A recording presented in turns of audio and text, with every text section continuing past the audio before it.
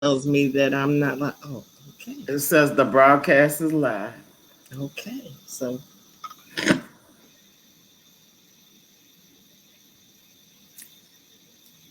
good morning, everyone. I am Harriet Barlow, a member of Psi Upsilon Omega chapter here in Henderson, Nevada. And we are pleased to bring to you hashtag CAP Real Talk. Hashtag CAP is a signature program of the Alpha Kappa Alpha Sorority Incorporated, and it is abbreviated for the college admissions process. This particular program is designed to assist students in their efforts to enter college by providing a hands-on approach that includes all the steps for researching various colleges and actually completing the application process. This program comes under the target programs of exemplifying excellence through sustainable service, which is the programmatic efforts designed by our international president, Dr. Glenda Glover. Before we get into today's program, I want to remind you of the dates of the future hashtag CAP Real Talk series. Today, of course, we're having the program for college admissions. On the 24th of April, we will be talking about the financial aid process with Rhea Watson, who is a scholarship doctor here in Las Vegas, Nevada. And then on May 22nd, we will be talking with students from various colleges and universities about their experiences. By participating today, you are able to receive volunteer credit from Psi Upsilon Omega, receive a certificate of attendance, and stay informed about upcoming CAP activities and opportunities. Later in this presentation, you will receive the links as well as a QR code to access the survey that will allow you to receive the credit as well as the certificate. Today, I am so happy and pleased to present to you or to bring to you Miss Adrienne Kellum Mcday, who is a longtime educator and, by disclosure, a very close friend of mine. So let me introduce you to Miss Adriankellum Mcday. These are only bullet points about her career and her commitment to education. You will see that she is a graduate of Southern Illinois University at Carbondale. She received an MA in Educational Leadership and Higher Education from the Northeastern University of Illinois. She has completed doctoral studies in higher education at Illinois State University in Bloomington. She is also has an illustrious professional career in higher education, where she spent 16 years at National Louis University in Evanston, starting as a clerk and ending her career there as a university registrar. For 19 years, Ms. Mcday was the coordinator of registration at William Rainey Harper, also in Palatine, Illinois.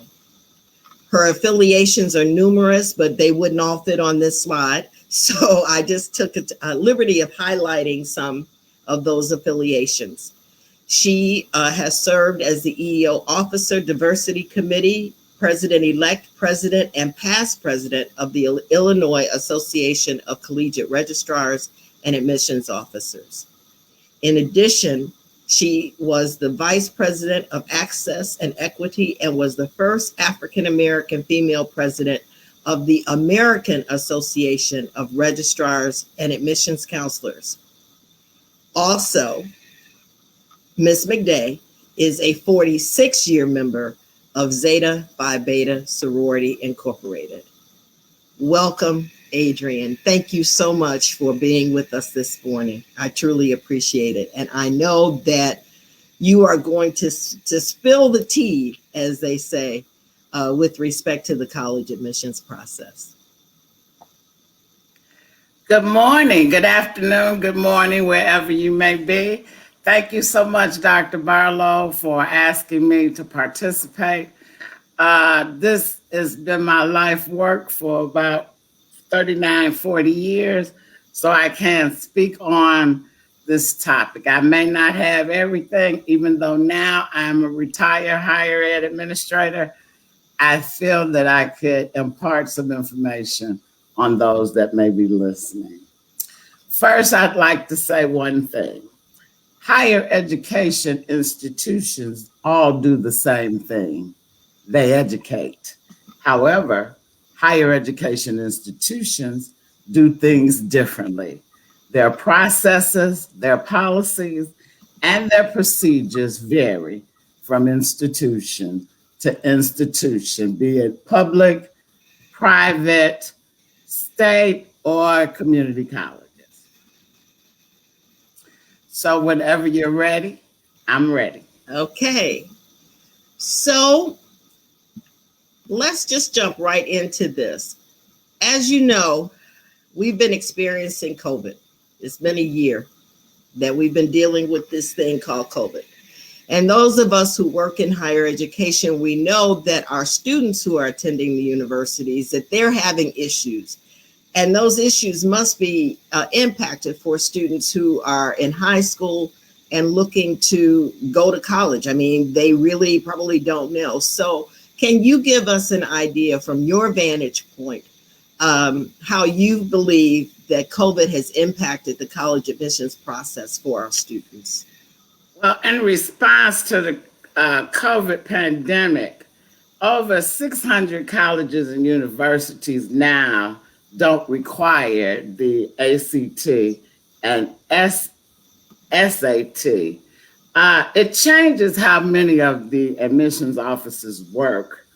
College visits and college fairs have been halted, and the high school seniors' body of work now takes precedent over the test scores. Applications are down. The FAFSA, which is the free financial aid applications, are down. And since there is so much uncertainty in the economy, the job market, the institution will understand if grades are incomplete. Entrance exams could be less important. It's okay if recommendations come from your Zoom instructor instead of your in-person faculty member. Your personality may count more than before, since community service, sports, performing arts, part-time jobs, and extracurricular activities are non-existent. The gap year will vary if you indeed want to do a gap year. Because of COVID, colleges and universities plan to be sensitive and flexible. The American Association of Registrars advised institutions to adapt policies as they are set forth by the accrediting bodies. Here in Illinois is the North Central Association, the state agencies, your sporting regulators, and other governing agencies as appropriate. Clearly articulate any new policies that you had, that the admissions of the college or university has, or requirements on an accessible website or a web page, so that prospects and faculty and staff know exactly what is going on. Email, as you know, is being used explicitly. Well, as our audience can see, you are an expert in this area, and I knew that you would be, as I said earlier, be spilling the tea on this college admissions process. And a lot of the things that you talked about, we are also going to have you talk a little bit more about those. So let's go to the next question. Our next question this morning is, what is the important thing to know about the college admissions process? Well, one of the things to know is that obviously that the test scores and the grades seem to be the most important and prominent aspect of your college application. There are a few other college admissions requirements that schools look at to help make them a decision, particularly if in fact they're on the fence, if you as a student, what you have presented puts them on the fence. They'll look at your class rank, which roughly 60-70% of this high schools do. They'll look at any interviews. Before you would have an in-person interview. Now it could be a Zoom interview or what have you. Your essay, your writing is very important. The punctuation, how you follow whatever you've talked about in a concise manner. The recommendations letter all play and have some influence on the outcome of the college admissions process. You'll never know which aspect of you or your application will tip the scale in your favor. And definitely you would want the scale to be tipped in the mid of this COVID-19 pandemic. Adrienne, you mentioned something about the essay, and even though I don't think that we have a question specific to that, I would like to ask you if you could give our viewers maybe 2 to 3 quick points about writing that letter. It's not a letter, the personal statement for college admissions. Sometimes they will ask you for a personal statement regarding a particular topic. Sometimes they may just ask you to provide a personal statement. It's basic. Who, what, when, where, and how. Who are you? What have you been doing? Where do you plan to go while you're in college? What are you planning to do after college? And where do you see college taking you to? A profession, a trade, what have you, additional higher education. So you have to be very explicit as far as what you say, if in fact they just ask you to provide a personal statement. If in fact they ask you something like, what do you consider the climate of the United States and the culture that we're in, knowing that we see every day what is going on? Be explicit. Say your mind. Be honest. They are looking for, because the application process most likely does not hinge on one individual. There's usually a committee of individuals that will be looking at these particular things that you submit. So, as I said, you must, if in fact they ask you specifically, do your research. That's all I can say. Do your research and make sure that you write fluently. And we know, since you have been in high school, they do teach writing and they teach it very well. And as you continue through this higher education, they require writing at the bachelor's level. They require even more at the master's level and even more at the doctoral level. Thank you so much for that explanation. So, I'm having some technical difficulty here. It's not a problem. It's called technology.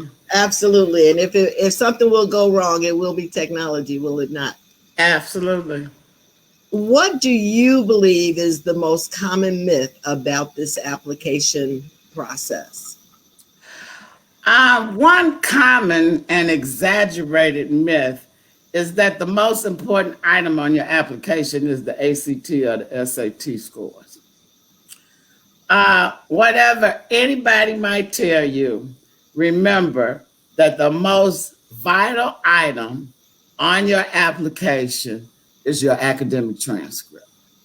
There it lists all courses you have taken, which could include any advanced placement courses, any honors courses.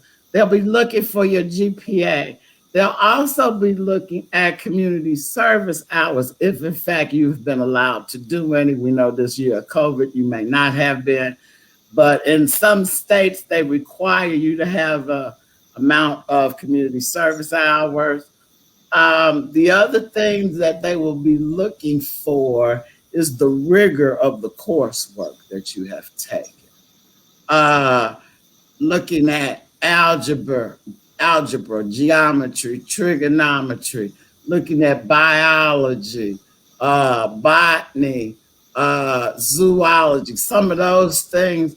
And if in fact you have done any types of dual credit programs, which happens in some high schools where the high school student takes courses at a community college and they get college credit for it. So then they just don't go into the institution as a first term freshman. They would go into the institution with some college hours if in fact they have participated in a high school that is near a community college that has dual credit. Thank you. I want to remind our audience, if you put your questions in the chat, we can Ms. Mcday answer those as time allows. When should students start college prep? Do you mean college prep as far as actually thinking about going to college, or do you mean college prep exams? What do you mean? I think for this, maybe a combination of both, right? So in other words, what happens if right now a student has decided that they want to go to college and they hadn't thought about it before? Maybe we'd go from that standpoint. Okay. They never thought about it before. If you've never thought about it before, I would suggest, first of all, do you know what you may major in if you go to college? Which says a lot, because then that will allow you to select that college or university or community college that may meet your needs. When Dr. Barlow and I attended undergraduate school, it was cheap, much cheaper than it is now. I think I looked at one of my activity cards and I think we had to pay like $300 or something. That wasn't a tuition, but that was just the activities and fee card. Colleges and universities are very expensive. Those, I would say, Ivy League prestigious institutions, you can pay $50,000 for tuition, and that is not including the room and the board. So you have to take that into consideration. I would say that you would need to do some research. I said that earlier. Look at colleges and university websites. See what they offer as far as majors, minors, what you may be interested in. A lot of people decide that they'll go to college and they'll major in, I'll give you a prime example myself. I thought I was going to be an accountant because I went to a business high school, but I couldn't pass the economics. So therefore, I had to change my major. Now you cannot afford to change your major 2 or 3 times. It is costly. So I'd advise you to determine what field you may want to go into. And looking at that, then I would advise you to go to the college websites to see what might be the best school in that area. And then you can pare down from there. What may be the second school? You might look at U.S. News and World Reports. They do a report every year that talks about the best colleges and universities. All are listed. All colleges and universities have websites. They could tell you what the majors are. They could tell you what the admissions requirements are. If you know you may not meet those needs for that particular institution, another institution will fit you. So you must do some research. So research, not your parents doing the research. You must do the research. Yes. Yeah, we know that finding that fit, right, and not finding that fit, as you were saying, could be extremely costly because it costs a lot more now. Absolutely. Even though we're here in Nevada and UNLV's is very, inexpensive as it relates to other institutions, it is still money. that students have to pay. So it can be costly if you're continue to be undecided. Right. I had a friend of mine ask me a few weeks ago, her grandson wanted to go to college. He wanted to either go to Georgia Tech, Georgetown, Penn State, or MIT. We talking $50,000-$60,000 in tuition alone. So just know that. Know that it's That's not a cheap. lot of money. That's a lot of money, and you still don't have a place to stay, right? Right. You don't have a place to stay. And who's to say when you get finished that you will be making the kind of money in order to pay that back at that juncture of your life? Well, you touched on some of this earlier in some of your comments, but I'd like for you to maybe hone in on this in terms of what students are able to do to make an application stand out. Well, the first thing you must do is you must complete it. There used to be paper applications. Everything is online now. Please complete every box that they leave open to you. Something that might help as well, and they didn't do this a long time ago, but you might submit a photo. That just allows the person to put the name with the face. They may not ever remember you, but you never know how much that photo that you send them says about you and lets them know that you are willing to show them who you are, because otherwise you're just a piece of paper or a number. Do you have any advice relative to the type of photo that students should submit if they have that opportunity? I would think a headshot, something decent, fully clothed, decent haircut. If you have natural hair, that's fine, but I'm just make it a nice, neat picture that you would submit, say if you were going on a job interview. Thank you for that. I know I've seen some pictures on social media that's kind of like, whoa, okay. So and please, let me just, since you said that, please don't put everything on social media. Just don't do it. It's not wise. Don't do it. People will look at your social media pages. That is true. I know that we've done that when we are interviewing people for positions where absolutely you see what's on their social media. Absolutely.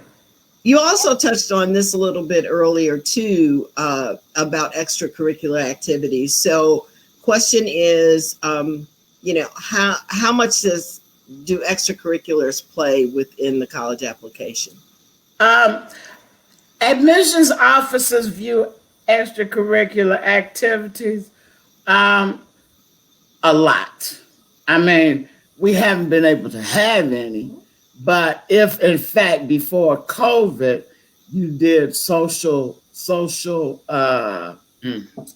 what am I trying to say? Social services, your community service hour, if in fact you play in the band, if in fact you are on student government, if in fact they're looking to see about leadership and how you can mesh with others. Because remember, when you go to college, you're going to encounter people you've never come in contact with before. All races, all colors, all creeds, all ages. So they have to know if in fact you are able to interact with others and to do it well. You may not be able to get along with everybody, but they will need that, and they look at that to see if in fact, if you did well in extracurricular activities at your particular school, then they know that most likely you will be able to fit in with the student body. You might not be the great fit, but extracurricular activities do show your willingness to be outgoing, to do something different, and to be a part. Thank you.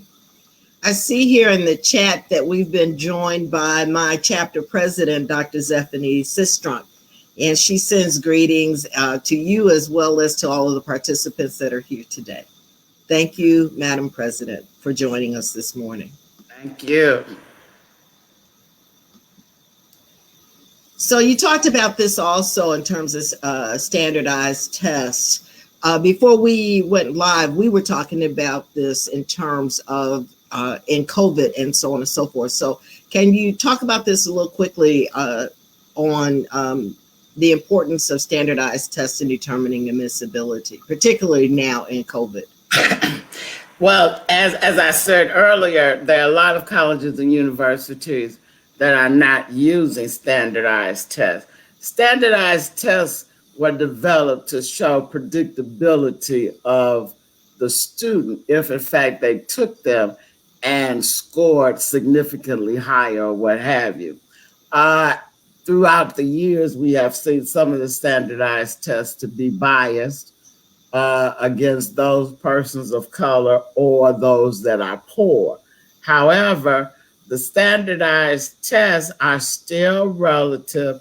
I don't particularly feel, that's just me, I'm not saying everybody else, I don't particularly feel that they are a great predictor for college completion.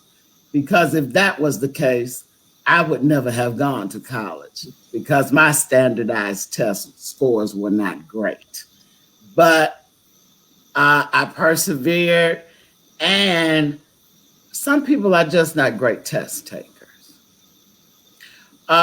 You can go and do what do you want to call it? College prep testing, if you like. You can do that, but those prep programs are expensive. They're not cheap. And if in fact you are not a good test taker, I would suggest that there may be something in your area, in your community college that does a prep that will not be as expensive as if you go to a Kaplan or what have you to do standardized prep. But it's important that you know that the SAT and the ACT remain important in college admissions.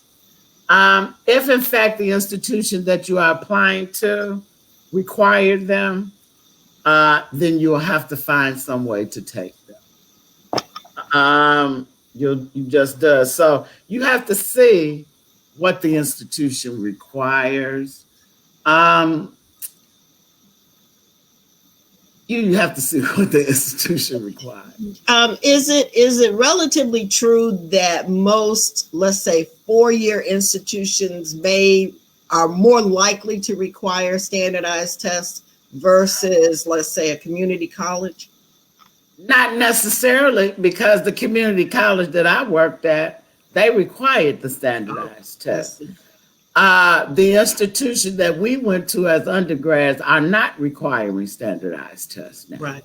So it varies. And since this COVID situation, now if you want to go to Penn State or New York University or one of those, then they may. I'm quite sure they still are requiring those tests. I see.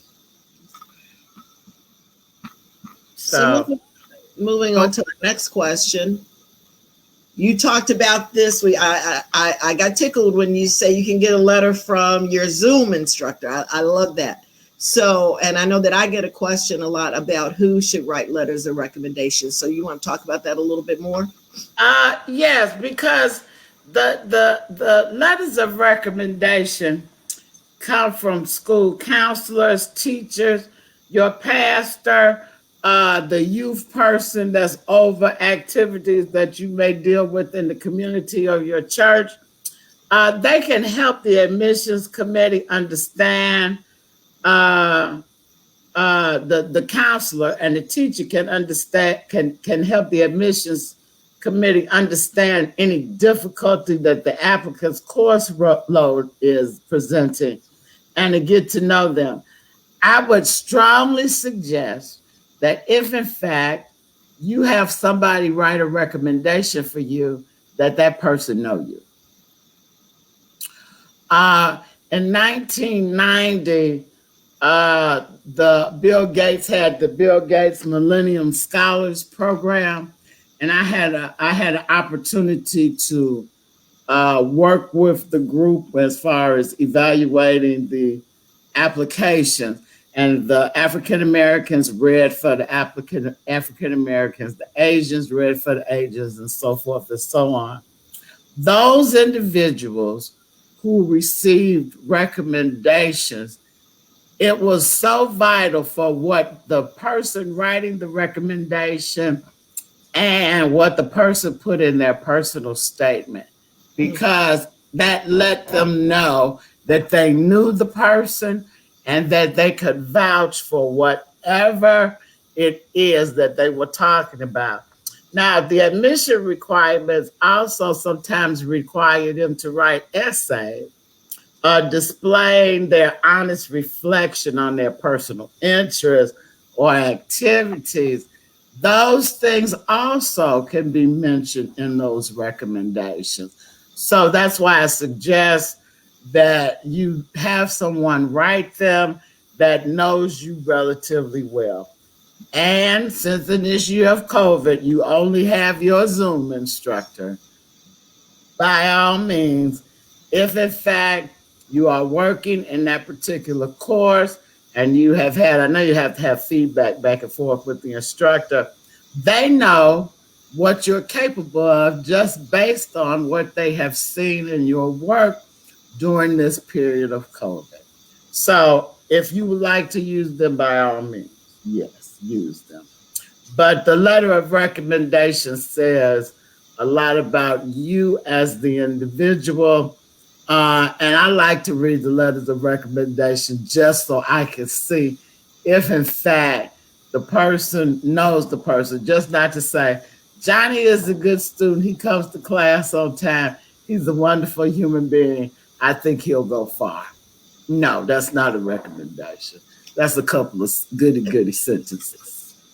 So I learned something. So when I have students who are looking at applying for Gates scholarships, you'll probably get another telephone call from me.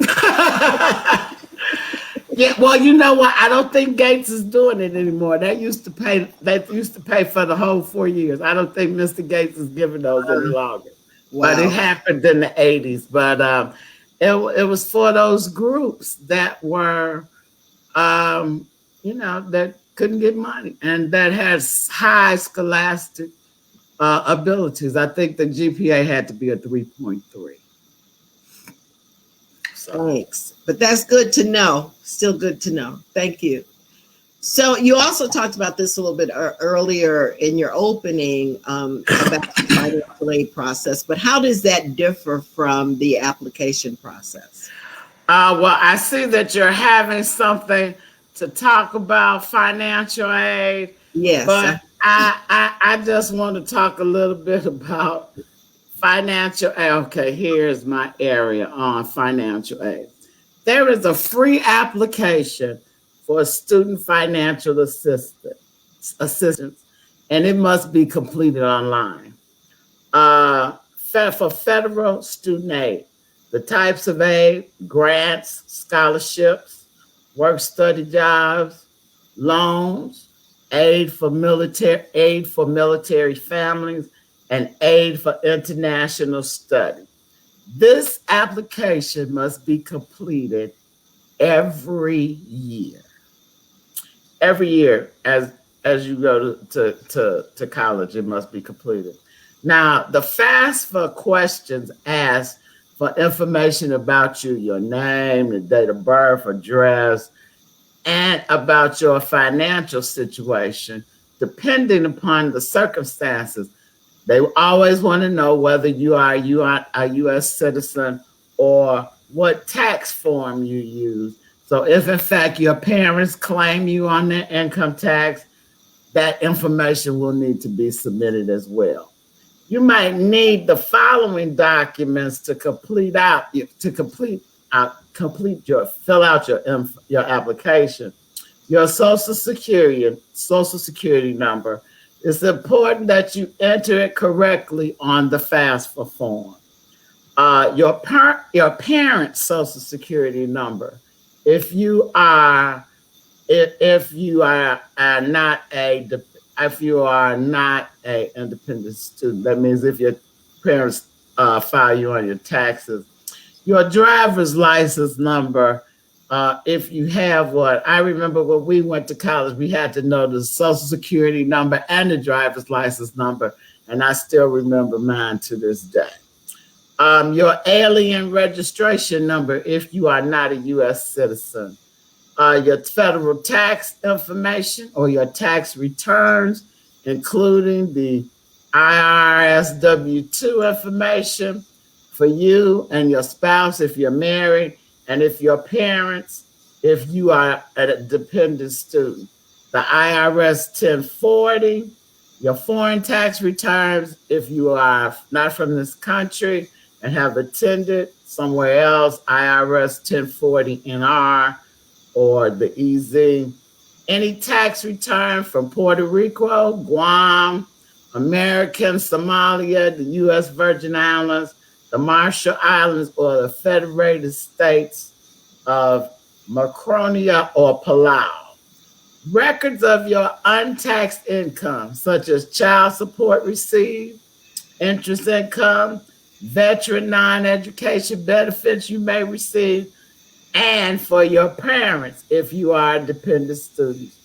Information on cash, savings, checking, account balances, any investments, including stocks and bonds and real estate, but not including the home in which you live and the business and farm assets for you or for your parents if you are a dependent student.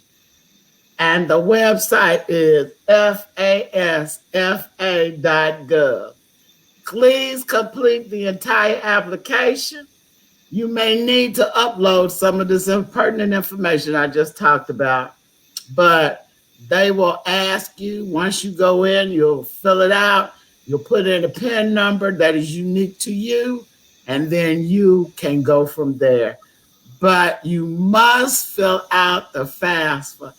Even if you get scholarships from other places, your financial aid is whatever is given by the federal government. If you get something else from somewhere else, all of that is included in your financial aid will be adjusted as such.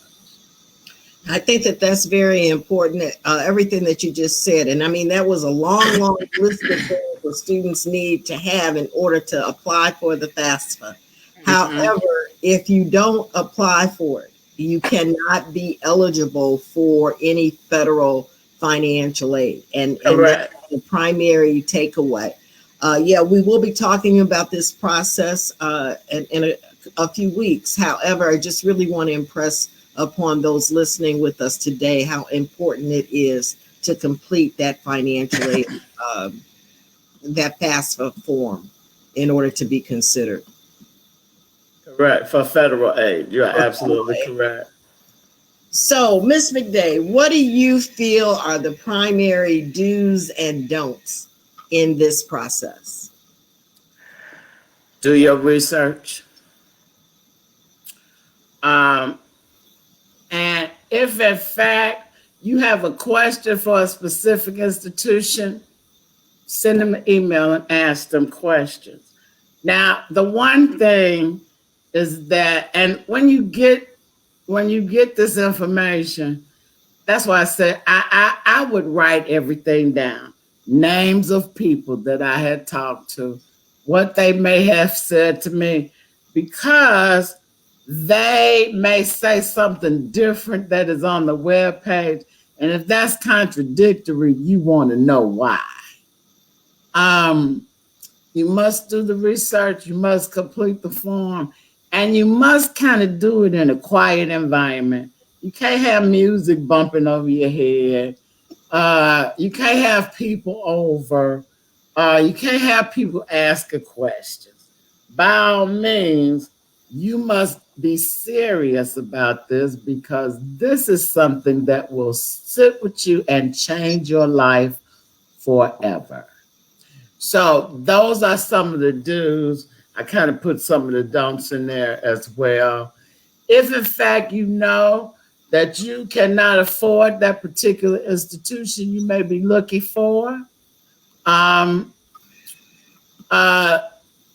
then you might want to look at another institution. Although scholarships may be available from the institution, because in some institutions, or mostly all, there is institutional aid available. However, it will not cover all of your fees, such as tuition, room and board, etc. Then don't forget you got books, and books cost $100 a book, usually. So just be cognizant of that. So, as we're ending this portion, what are some important takeaways that you want our listeners to remember? That kind of goes along with your do's and don'ts, but what do you feel are some important takeaways? One takeaway is what they do at UNLV, they might not do at University of USC. What they do at Penn State, they may not do at Southern Illinois University. What they do at the University of Kansas, they might not do at the University of Northern Shore. So you have to look at the schools, and you might want to even list them down and indicate cost, what's required, what is the admission requirement, what is it that I have to submit, do I have access to them if in fact I do have a question. And then think about what you've received, the information you received, before you start completing applications, because a lot of applications are very costly, like $50 a pop, or they could be more depending on the institution. Thank you. So at this time, if there is anybody who's listening that has any questions, you want to pop them in the chat right quick. So we have a few minutes left where we can entertain questions for Ms. Mcday. While I'm waiting for that, I have a question. I do have a question, and that is relative to students who are looking at potentially applying for going to an HBCU. Are these some of the things that you talked about today? Are they as applicable when students are looking at going into HBCUs, or is there something else, or in addition to, that they need to be thinking about or mindful of if going to an HBCU is something that they aspire to do? Let me just say this. I never aspired to go to a HBCU. And at that particular time, we were trying to get into the PWI, which is a predominantly white institution. But I would not tell students not to attend the HBCU. Those people that I know that have attended, and I had a couple of nieces attend HBCUs, very nurturing.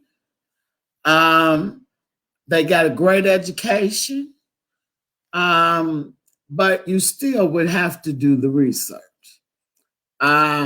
They may not have the endowments that the PWIs have. However, the faculty are committed to the student body, and they provide an excellent education for those students. They now cost a little bit more than they used to. So do the research. By all means, do the research. We want to have Johnson C. Smith graduates and Benedict College graduates and Tennessee State graduates, Spelman graduates and McCary graduates, by all means, go to an HBCU. And I'm going to add Tuskegee and FAMU only to make sure that I give shout outs to members of my chapter who are also alums of those organizations. In fact, I have some friends of mine that still work at those institutions. So you're absolutely correct.